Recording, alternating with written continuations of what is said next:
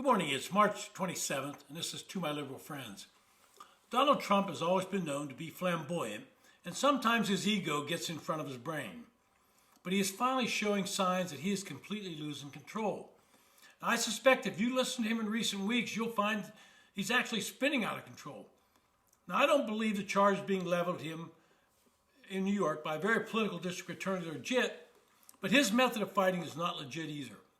Under increasing pressure from various investigations, former President Trump has escalated his violent rhetoric in the past week, heightening tensions as prosecutors weigh whether to bring criminal charges and other indictments against the former president. In several social media posts over the past few days, Trump appeared to threaten Manhattan District Attorney Alvin Bragg with a baseball bat and warned any indictments brought against him may lead to potential death and destruction around the country. Is this what you want to hear from a president? This kind of dangerous rhetoric has no place in the political world. Trump has a long history of making threatening statements, but this particular type of statement seems so direct it would lead one to believe that the former president is trying to inflame his supporters into some sort of violent reaction should he be charged. Now, if you recall, it was Donald Trump that urged his supporters to come to Washington, D.C. prior to Congress certifying the 2020 election. He continued to claim that he was the rightful winner of the election and that the Democrats had stolen the election from him. Now, there's no proof that this occurred, but it has not stopped Trump and his most avid supporters from reiterating this claim over and over.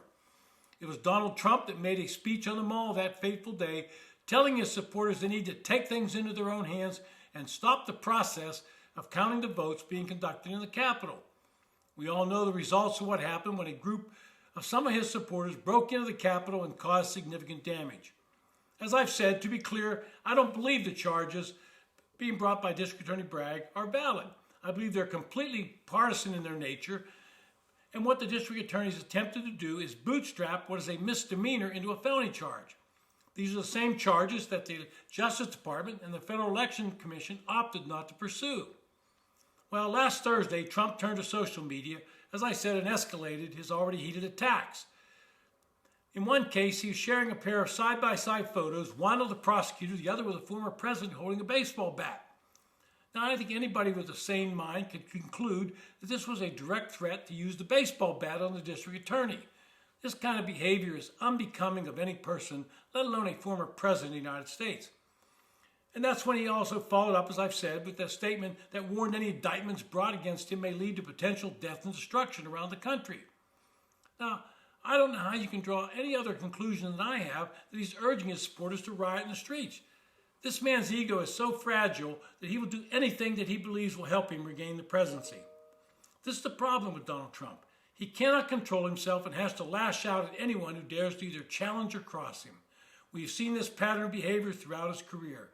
As a president, he would hire people and sing their praises only to attack them when they had the audacity to disagree with him on any single point. His attack on Mitch McConnell's wife, Elaine Chao, was embarrassing. She had served as his Secretary of Transportation. Trump kept referring to her as being from China. Her parents immigrated from Taiwan, Mr. President, and built a prosperous shipping company. She's not from China. As soon as he saw Ron DeSantis gaining in popularity, Trump went on the attack. First, he started referring to him as Ron DeSanctimonious, and it sort of backfired on him as many of his own supporters view the governor in a positive light. At his Waco rally this past week, Trump attacks on DeSantis were met with a lot of silence in the crowd. They didn't know what to make of it, and the attacks just keep on coming. He now blames Mike Pence, his vice president, for the January 6th violence. It was Pence's fault because he did not invalidate the electoral votes. If he had done that, according to Trump, his supporters would not have had to come to Washington, and there would have been no attack on the Capitol. Pretty creative thinking, but just as false as his narrative of the election being stolen from him, and he's actually admitting that he urged him to do it. When Nikki Haley announced her run for the Republican nomination, and immediately Trump attacked her. He called her an interventionist conservative, whatever that is, a flip-flopper and a, quote, born loser. And Trump supporters have created thousands of fake automated Twitter accounts that praise Trump and attack his rival. I would think that Elon Musk would stop this kind of stuff. And there's no doubt that Trump has a core of devoted followers. I'm not sure why at this point. If they're true Republicans, they would see the problem with Trump, and he would burn down the party if it helped him. He thinks only of himself. In my opinion, the Republicans lost 3 to 4 Senate seats in the last election because of their association with Trump. Whether you like it or not, Trump turns off a significant number of voters that are important to Republicans if they want to win elections. And I'm talking about moderate Republicans, independents, and suburban women, some of whom are even conservatives.